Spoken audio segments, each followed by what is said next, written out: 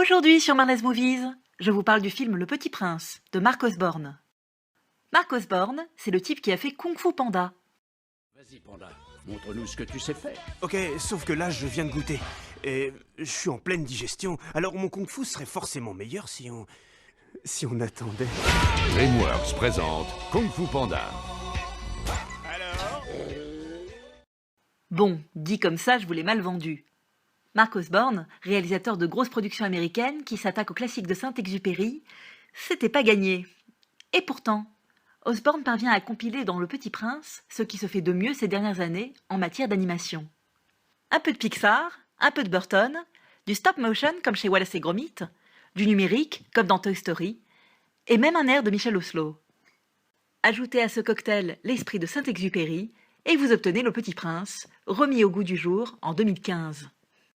Le scénario mêle le conte de Saint-Exupéry et une histoire originale, celle d'une petite fille au terne quotidien, bouleversée par l'optimisme d'un vieil excentrique.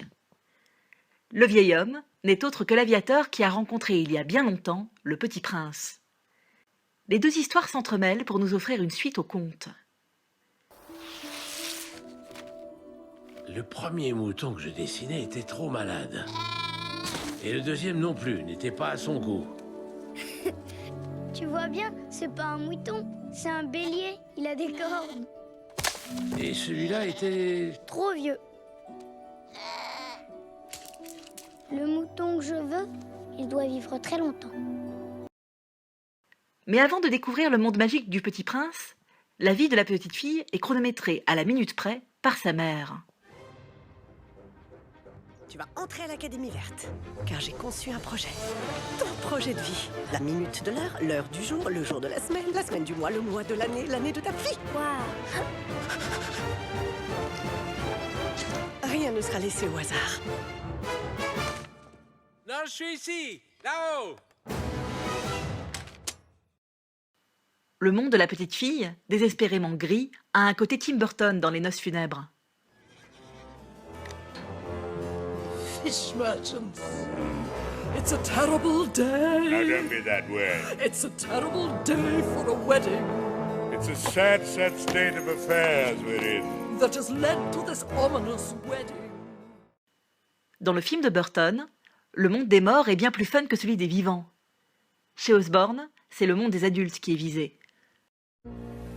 Imaginez une ville où la vie est devenue si triste que les gens n'ont plus goût à rien. Bon, n'exagérons rien. C'est quand même pas la boutique des suicides de Patrice Lecomte, mais il faut bien admettre que le monde des adultes est plutôt déprimant dans Le Petit Prince. La mère veut absolument inscrire sa fille dans une école prestigieuse, que Florence Foresti, avec son bon accent français, appelle l'Académie Verte. Sauf qu'il s'agit en anglais de l'Académie Worth. C'est un homonyme de Worth avec un O qui signifie « en valoir la peine ». La devise de l'école est justement « Soyez essentiel ». Essentiel. Voilà que les fans du roman dressent l'oreille. La phrase clé du conte de Saint-Ex résonne « On ne voit bien qu'avec le cœur, l'essentiel est invisible pour les yeux ». Mark Osborne, en critiquant un monde d'adultes où règne l'argent et l'utilitarisme, rend hommage à la poésie et à l'imaginaire comme clé du bonheur. Il insiste aussi, comme Saint-Exupéry, sur l'amitié. Apprivoise-moi, je t'en prie, si tu as besoin d'un ami. Et jusqu'à ma dernière seconde, tu resteras unique au monde.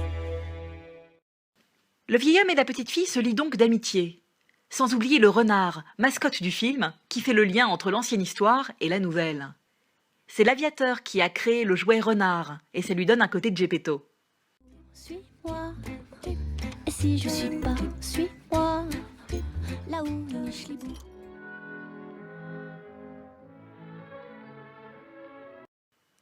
Cet amour des jouets traditionnels mêlé à la technique numérique caractérisait déjà le film Toy Story, qui fête ses 20 ans cette année. La réussite du Petit Prince, c'est justement ce mariage entre l'animation traditionnelle du stop motion, pour l'univers de Saint-Exupéry, et du numérique, pour le monde contemporain. Le stop motion a déjà fait le succès du film Coraline, sorti en 2009. La petite fille du Petit Prince lui ressemble d'ailleurs un peu. fourth, I'm right. And Jock Junior, Jock Senior, Jock the third, the fourth. Oh, and that's Jock's cousin twice. Avec ça, on sait pas pourquoi. Il y a un terme pour ça. Collectionner. Amasser.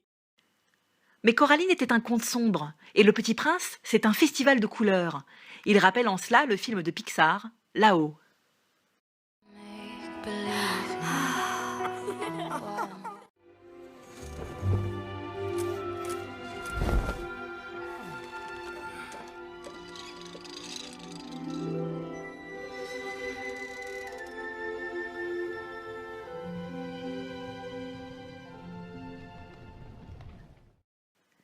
Cette histoire de petite fille qui s'improvise aviateur rappelle ce même film des studios Pixar, sauf que cette fois, c'est le vieux qui colore la vie de l'enfant, et pas l'inverse.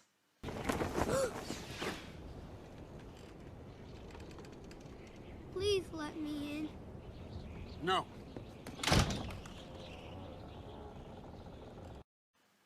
La petite fille rappelle aussi Riley dans Vice Versa, sorti récemment. Elle dort, comme elle, dans une chambre remplie d'étoiles. C'est bon quand ça se passe. Et si beau ici bas.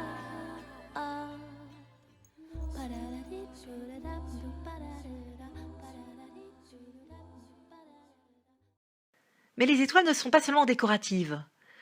Comme dans La Luna, court-métrage de Pixar, encore eux, les étoiles jouent un rôle essentiel.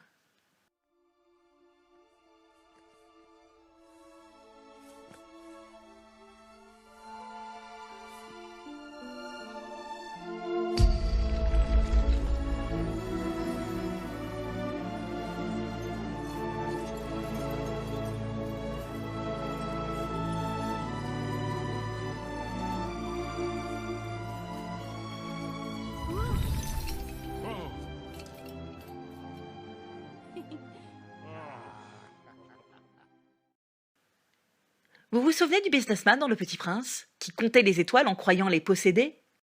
Eh bien, il revient dans le film de 2015. Il accumule les étoiles pour pouvoir en acheter d'autres.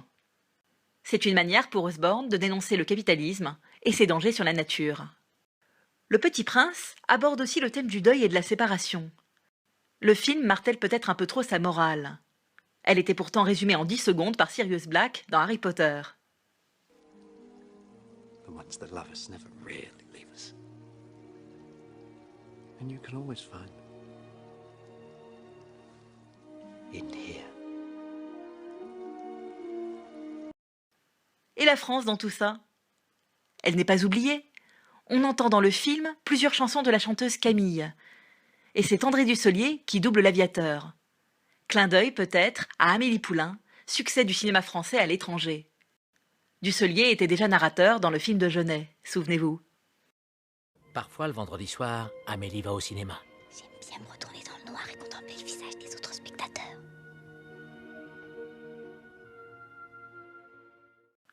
Quant au reste du casting pour la version française, il est parfait. Une animation bien doublée, ça aide. C'est drôle, mais Clara Poincaré doublait déjà Riley dans Vice Versa. Vous voyez, on ne quitte jamais Pixar.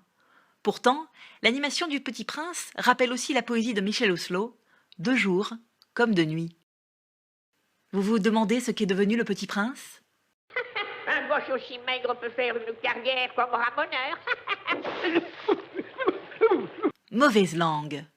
Bon, courez voir le film.